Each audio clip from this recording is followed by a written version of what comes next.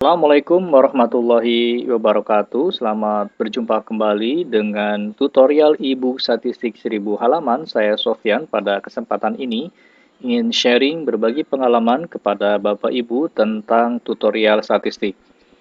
Tema kali ini itu membahas tentang perbedaan penggunaan Smart PLS dan Drisrael atau AMOS.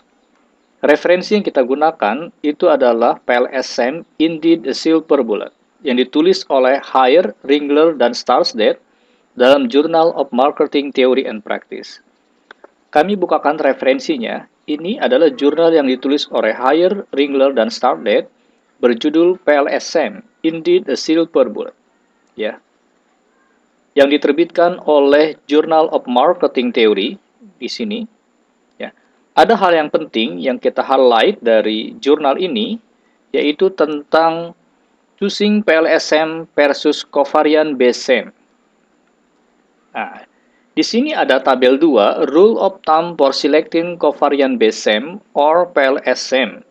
Ada 5 indikator yang digunakan, yaitu RECIST Goal, Measurement Model Specification, Model Struktural, Karakteristik Data, dan yang terakhir adalah model evaluation-nya. Baik, kita kembali ke PowerPoint. Ada dua jenis aliran SEM. Yang pertama adalah SEM berbasis covariant yang diolah dengan Drisrael atau AMOS, dan SEM berbasis varian, umumnya diolah dengan Smart PLS. Ada 5 indikator atau 5 ukuran untuk memilih atau membedakan penggunaan covariant based SEM dan varian based SEM, atau kapan kita menggunakan Drisrael AMOS dan kapan kita menggunakan Smart PLS. Yang pertama dilihat dari RECIST Goal, yang kedua dilihat dari model pengukuran, spesifikasi model pengukuran, yang ketiga dilihat dari model struktural, yang keempat dilihat dari data karakteristiknya, sedangkan yang kelima dilihat dari model evaluasinya. Research goal, tujuan penelitian.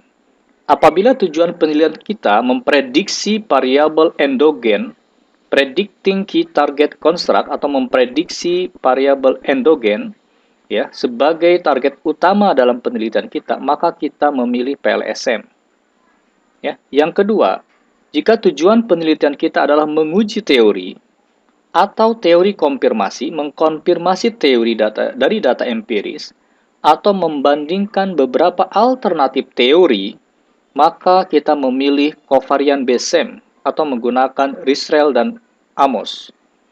Di bagian yang ketiga, jika tujuan penelitian adalah studi exploratory atau extension, pengembangan dari teori struktural yang ada, maka kita memilih Smart PLS. Yang kedua adalah model pengukuran, spesifikasi model pengukuran.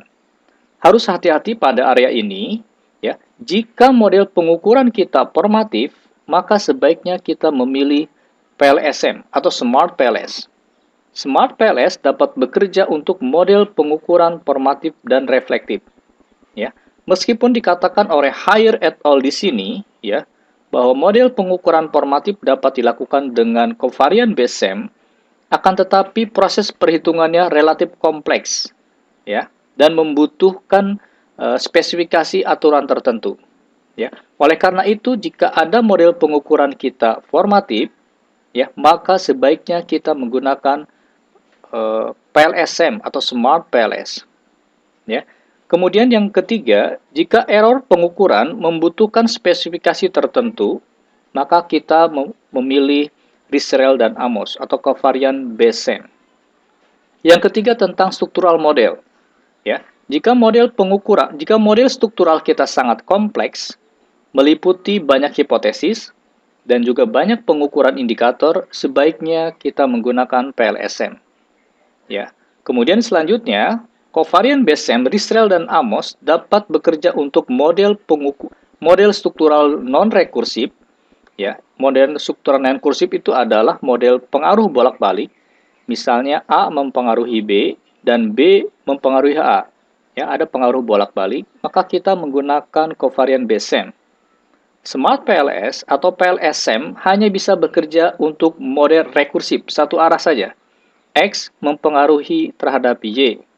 Nah, sebaliknya, covariant based SEM, Drisrael dan AMOS dapat bekerja rekursif, ya, model struktural rekursif, dan model struktural non-rekursif. Selanjutnya, data karakteristik.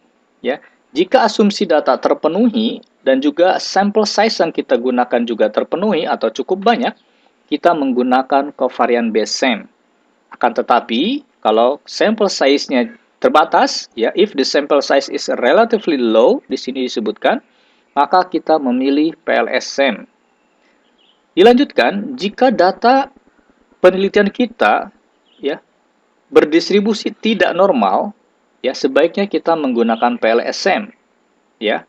Under normal data condition, covariant based SAM and PLSM result are highly similar, ya, relatif sama. Tetapi di bawah covariant based SAM, ya, taksiran model lebih presisi, ya. Di catatan yang lain, covariant based SAM pun dapat bekerja dengan data non-normal, yaitu menggunakan bootstrap, ya. Baik, kita lanjutkan karakteristik yang kelima tentang model evaluasi.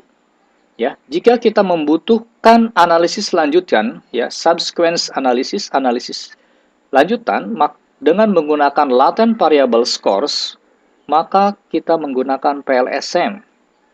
Dan yang kedua, jika memang penelitian kita dalam evaluasi membutuhkan tingkat kecocokan, ya, yang kuat, global goodness of fit kriteria, ya, bahwa data empiris yang kita gunakan mampu, ya, menjelaskan model, ya, butuh kecocokan model yang baik, maka kita memilih covariant based SAM. Dan yang terakhir, jika tujuan penelitian kita adalah untuk menguji, ya, measurement model invariant, ya, menguji measurement model invariant, kita memilih covariant based SAM. Demikian Bapak Ibu perbedaan antara penggunaan Ristrel Amos dengan Smart PLS. Bapak Ibu bisa membaca di jurnal yang tadi saya sebutkan. Jika membutuhkan e-book 1000 halaman, dapat menghubungi kami. Terima kasih. Assalamualaikum warahmatullahi wabarakatuh.